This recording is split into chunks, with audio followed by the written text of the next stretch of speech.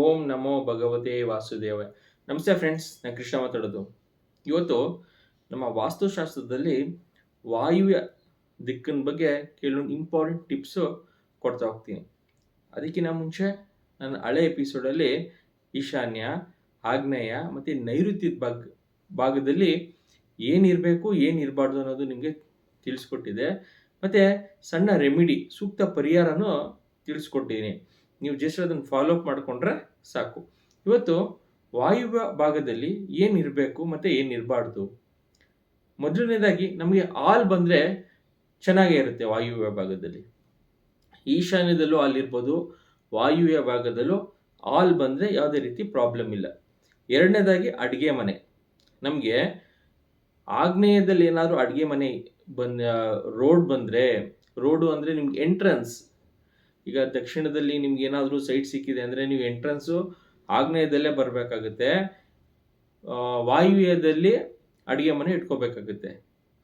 ಇದು ಎರಡನೇ ಆಪ್ಷನ್. ನೀವು ಅಡುಗೆ ಮನೆಗೆ ಎರಡು ಆಪ್ಷನ್ ಇದೆ, ಒಂದು ಆಗ್ನೇಯ, ಇನ್ನೊಂದು ವಾಯುವ್ಯ. ವಾಯುವ್ಯ ಬಂದು ಸೆಕೆಂಡ್ ಆಪ್ಷನ್. ಯಾವಾಗ ನಮಗೆ ಆಗ್ನೇಯದಲ್ಲಿ ಜಾಗ ಇಲ್ಲ, ಅಲ್ಲಿ ನಾವು ಓಡಾಡೋಕ್ಕೆ ದಾರಿ ಮಾಡ್ಕೊಂಡಿದ್ದೀವಿ ಅಂದಾಗ ನೀವು ವಾಯುವ್ಯದಲ್ಲಿ ಮಾಡ್ಕೋಬೋದು.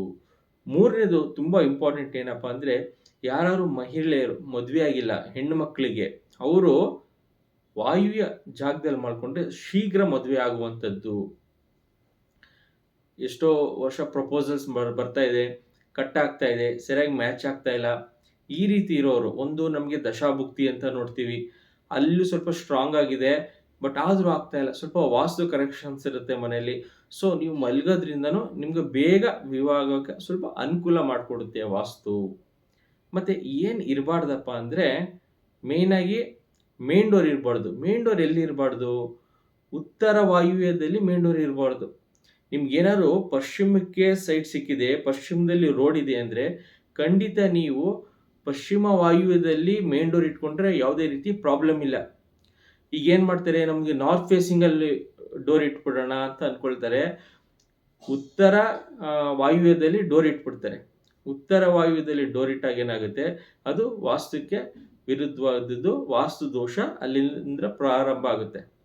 ಸೊ ನೀವು ರೋಡ್ ಯಾವ ಸೈಡ್ ಇದ್ರೂ ಪರವಾಗಿಲ್ಲ, ಯಾವ ಫೇಸಿಂಗಲ್ಲಿ ನಿಮಗೆ ಸೈಟ್ ಅಲಾಟ್ಮೆಂಟ್ ಆದರೂ ಪರವಾಗಿಲ್ಲ, ನೀವು ಇಡುವಂಥ ಜಾಗ, ನೀವು ಇಡುವಂಥ ಮೇನ್ ಡೋರು ಸ್ವಲ್ಪ ಕರೆಕ್ಟಾಗಿ ಪೊಸಿಷನಲ್ಲಿ ಇಡಬೇಕಾಗುತ್ತೆ. ಎಲ್ಲಿ ಇಡ್ತಾ ಇದ್ದೀವಿ? ಸೊ ನಾವು ಉತ್ತರ ಅಂದರೆ ಎಲ್ಲರೂ ಇಡ್ಬೋದಾ? ಖಂಡಿತ ಇಲ್ಲ. ನಾವು ಉತ್ತರದಲ್ಲಿ ಯಾವ ಪೋರ್ಷನಲ್ಲಿ ಇಡಬೇಕಾಗುತ್ತೆ ಅನ್ನೋದು ಚೆಕ್ ಮಾಡ್ಕೊಂಡು ಇಡಬೇಕಾಗುತ್ತೆ. ಮತ್ತು ನಾವು ಈ ವಾಯುವ್ಯ ಮತ್ತು ಈಶಾನ್ಯನ ಅವೆರಡೂ ಕಾರ್ನರ್ ಇರಬೇಕಾದ್ರೆ ಈಶಾನ್ಯನ ಸ್ವಲ್ಪ ನಾವು ಬೆಳೆಸ್ಕೋಬೇಕಾಗುತ್ತೆ, ವಾಯುವ್ಯನ ಬೆಳೆಸಬಾರ್ದು. ವಾಯುವ್ಯ ಬೆಳೆಸಿದಾಗ ಏನಾಗುತ್ತೆ ಅಂದರೆ ನಮಗೆ ಸ್ವಲ್ಪ ಫೈನಾನ್ಷಿಯಲ್ ಪ್ರಾಬ್ಲಮ್ಸ್ ಬರುತ್ತೆ. ಈ ವಾಯುವ್ಯ ದಿಕ್ಕು ನಮಗೆ ಏನೇ ಫೈನಾನ್ಷಿಯಲ್ ಸ್ಟ್ರಕ್ ಆಗಿದ್ರೆ ಬರುವಂಥದ್ದು, ಮತ್ತು ನಮಗೆ ಫೈನಾನ್ಷಿಯಲ್ ಸ್ಟೇಟಸ್ ನಮ್ಗೆ ನೋಡ್ಕೊಳ್ಳೋದೇ ವಾಯುವ್ಯ ದಿಕ್ಕಲ್ಲಿ. ಇಲ್ಲಿ ಏನಾದರೂ ನೆಗೆಟಿವ್ ಮಾಡಿಕೊಂಡ್ರೆ ನಾವು ಸ್ವಲ್ಪ ಫೈನಾನ್ಷಿಯಲ್ ಪ್ರಾಬ್ಲಮ್ ಯಾವಾಗಲೂ ಹೊಡ್ತಾ ಬೀಳ್ತಾನೆ ಇರುತ್ತೆ. ಮತ್ತು ಏನಿಲ್ಲಿ ಬರಬಾರ್ದಪ್ಪ ಅಂದರೆ, ಸ್ವಲ್ಪ ಟಾಯ್ಲೆಟ್ಸ್ ಅವಾಯ್ಡ್ ಮಾಡೋದು, ಶೌಚಾಲಯಗಳು ಈ ಜಾಗದಲ್ಲಿ ಸ್ವಲ್ಪ ಬರಬಾರ್ದು. ಯಾಕಂದರೆ ನಾವು ಆಗ್ನೇಯದಲ್ಲೂ ಟಾಯ್ಲೆಟ್ಸ್ ಬರಬಾರ್ದು, ಮತ್ತು ವಾಯುವ್ಯ ದಿಕ್ಕಲ್ಲೂ ಸ್ವಲ್ಪ ಟಾಯ್ಲೆಟ್ಸ್ ಬರದಿರಂಗೆ ಅವಾಯ್ಡ್ ಮಾಡ್ಕೊಳ್ಳಿ. ಸೊ ಇದಕ್ಕೆಲ್ಲ ಏನು ಪರಿಹಾರ? ಇನ್ ಕೇಸ್ ನಮ್ಮ ಹತ್ರ ವಾಯುವ್ಯದಲ್ಲಿ ಟಾಯ್ಲೆಟ್ಸ್ ಇದೆ, ಅಟ್ಲೀಸ್ಟ್ ಇಲ್ಲ ಮೇನ್ ಡೋರ್ ಬಂದುಬಿಟ್ಟಿದೆ, ಏನು ಮಾಡೋದು ಅಂದರೆ, ನೀವೊಂದು ಅಶೋಕ ಚಕ್ರದೊಂದು ಸಿಂಬಲ್ ಹಾಕೋಬೋದು, ಇಲ್ಲ ಇಂಡಿಯನ್ ಎಂಬ್ಲಮ್ ಒಂದು ಫೋಟೋ ಇಟ್ಕೋಬೋದು. ಈ ರೀತಿ ಇಟ್ಕೊಳ್ಳೋದ್ರಿಂದ ಸ್ವಲ್ಪ ನೆಗೆಟಿವ್ ಎನರ್ಜೀಸ್ನ ನೀವು ತೆಗಿಬೋದು. ವಾಸ್ತುಶಾಸ್ತ್ರದಲ್ಲಿ ಒನ್ಸ್ ನೀವು ಕನ್ಸ್ಟ್ರಕ್ಷನ್ಸ್ ಆಗಿಬಿಟ್ರೆ, ನೀವು ಗೋಡೆ ಹೊಡೆದೇ ಅದನ್ನು ಆಲ್ಟ್ರೇಷನ್ಸ್ ಕೆಲವೊಂದು ಸಲ ಮಾಡಲೇಬೇಕಾಗಿಲ್ಲ. ಈ ರೀತಿ ಸಣ್ಣ ಪುಟ್ಟ ರೆಮಿಡಿ ಮಾಡ್ಕೊಳ್ಬೇಕಾಗುತ್ತೆ. ಎಷ್ಟೊಂದು ಜನ ಲಕ್ಷಾಂತರ ರೂಪಾಯಿ ಕಳ್ಕೊಂಡಿದ್ದಾರೆ.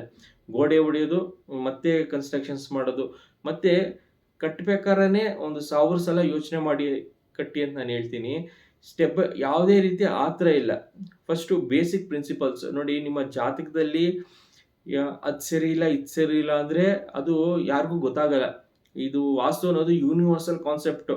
ಅಡುಗೆ ಮನೆ ನಿಮ್ಗೆ ಎರಡೇ ಜಾಗದಲ್ಲಿ ಬರಬೇಕಾಗುತ್ತೆ, ಒಂದು ಆಗ್ನೇಯ ಇಲ್ಲ ವಾಯುವ್ಯ.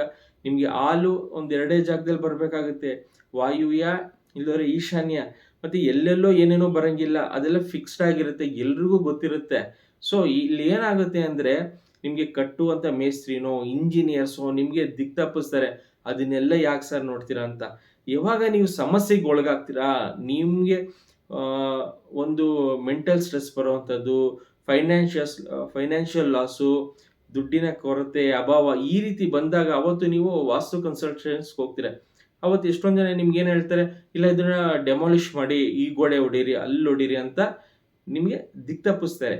ಸೊ ನೀವು ಕಟ್ಟಬೇಕಾದ್ರೇನೆ ಕರೆಕ್ಟಾಗಿ ಕಟ್ಟಿ, ಇಲ್ದೋರೆ ನೀವೇನಾದ್ರು ಬಾಡಿಗೆ ಮನೆಯಲ್ಲಿದ್ದರೆ ಬಾಡಿಗೆ ಮನೆಯನ್ನು ಚೇಂಜ್ ಮಾಡ್ಕೊಳ್ಳಿ. ಸೊ ನಾವೀಗ ಸ್ವಂತ ಮನೆಯಲ್ಲೇ ಇದ್ದೀವಿ, ರಾಂಗ್ ಆಗಿದೆ ಅಂದರೆ ನೀವು ಇಡುವಂಥ ಪದಾರ್ಥಗಳು ಅದದೇ ಜಾಗದಲ್ಲಿ ಇಡಬೇಕು. ನೀವು 360 ಡಿಗ್ರಿಲಿ ನಿಮ್ಮ ಮನೆಯ ಬ್ರಹ್ಮಸ್ಥಾನದಿಂದ ಇಂಥ ಪಾಯಿಂಟಲ್ಲೇ ಇಡಬೇಕು ಅನ್ನೋದು ಕೆಲವೊಂದು ಕಾನ್ಸೆಪ್ಟ್ ಇರುತ್ತೆ. ಅದೇ ಜಾಗದಲ್ಲಿ ನೀವು ಆ ಪದಾರ್ಥ ಇಟ್ಟಾಗ ನಿಮಗೆ ನೆಗೆಟಿವ್ ಹೋಗುತ್ತೆ. ಒಂದು ನಮ್ಮ ಜಾತಕದಲ್ಲಿ ನೆಗೆಟಿವ್ ಇರುತ್ತೆ, ಒಂದು ನಮ್ಮ ವಾಸ್ತುಶಾಸ್ತ್ರ, ನಮ್ಮ ಮನೆಯ ವಾಸ್ತುಶಾಸ್ತ್ರದಲ್ಲಿ ನೆಗೆಟಿವ್ ಇದ್ದಾಗ ಅದನ್ನು ನಿರ್ಮೂಲನೆ ಮಾಡ್ಕೊಳ್ಳುವಂಥದ್ದು. ಇವೆರಡು ಬ್ಯಾಲೆನ್ಸ್ ಮಾಡಿಕೊಂಡ್ರೆ ನಮ್ಮ ಒಂದು ಜಾತಕ ಮತ್ತು ಈ ವಾಸ್ತುಶಾಸ್ತ್ರ ಇವೆರಡು ಬ್ಯಾಲೆನ್ಸ್ ಮಾಡಿಕೊಂಡಾಗ ನಾವು ಜೀವನದಲ್ಲಿ ಸ್ವಲ್ಪ ಸುಖ ಶಾಂತಿ ಕಾಣ್ಬೋದು. ಇಲ್ಲವ್ರು ಯಾವಾಗಲೂ ಕಿರಿಕಿರಿ, ಏನಾದರೂ ಒಂದು ಸಮಸ್ಯೆ ನಾವು ಅನುಭವಿಸ್ತಾನೆ ಇರ್ತೀವಿ ಲೈಫಲ್ಲಿ. ಇಲ್ಲ ಕೆಲಸ ಜಾಬಲ್ಲಿ ಪ್ರಾಬ್ಲಮ್ಮು ಅಂತ ಹೇಳ್ತಾರೆ, ಒಬ್ಬರು ಮದುವೆ ಆದಮೇಲೆ ಪ್ರಾಬ್ಲಮ್ಮು, ಇಲ್ಲ ಮ್ಯಾರೇಜೇ ಆಗಲ್ಲ, ಏನಾದರೂ ಒಂದು ಸಮಸ್ಯೆ ಇರುತ್ತೆ. ಇಲ್ಲ ಜಾತಕದಲ್ಲಿರುತ್ತೆ, ಇಲ್ಲದ್ರೆ ವಾಸ್ತುಶಾಸ್ತ್ರದಲ್ಲಿರುತ್ತೆ. ನೀವು ಸ್ವಲ್ಪ ಯಾವ ಜ್ಯೋತಿಷ್ಯ ಶಾಸ್ತ್ರದಲ್ಲಿ ನಾವು ನೋಡಬೇಕು ಅಂದರೆ ನಿಮ್ಮದು ದಶಾಭುಕ್ತದಲ್ಲಿ ಏನು ನಡೀತಾ ಇದೆ ಅಲ್ಲೇನು ಪರಿಹಾರ ಮಾಡ್ಕೋಬೋದು. ವಾಸ್ತುಶಾಸ್ತ್ರದಲ್ಲಿ ನಿಮ್ಮ ಮನೆಯಲ್ಲಿ ಏನು ನೆಗೆಟಿವ್ ಆಗಿದೆ ಅದನ್ನು ಸ್ವಲ್ಪ ನೀವು ಪರಿಹಾರ ಮಾಡಿಕೊಂಡ್ರೆ ನಿಮ್ಮ ಜೀವನ ಸುಖ ಶಾಂತಿ ನೆಮ್ಮದಿಯಿಂದ ಇರ್ಬೋದು. ನಾನು ಇವತ್ತು ಈಶಾನ್ಯ, ವಾಯುವ್ಯ, ಆಗ್ನೇಯ ಮತ್ತು ನೈಋತ್ಯ 4 ಭಾಗದ್ದು ನಿಮಗೆ ತಿಳಿಸ್ಕೊಟ್ಟಿದ್ದೀನಿ. ನಿಮ್ಮ ಮನೆಗಳಲ್ಲಿ ಯಾವ ಜಾಗದಲ್ಲಿ ಏನೇನಿದೆ ಚೆಕ್ ಮಾಡ್ಕೊಳ್ಳಿ. ನಾನು ಹೇಳುವಂಥ ರೆಮಿಡಿಗಳನ್ನ ನೀವು ಫಾಲೋ ಅಪ್ ಮಾಡಿಕೊಂಡ್ರೆ ವಾಸ್ತು ಕರೆಕ್ಷನ್ಸು ತೆಗಿಬೋದು. ಯಾವುದೇ ರೀತಿ ದೋಷ ಇದ್ದರೆ ಅಲ್ಲಿಂದ ಹೊರಗೆ ಬರ್ಬೋದು ಅನ್ನೋದು ತಿಳಿಸ್ಕೊಡ್ತೀನಿ.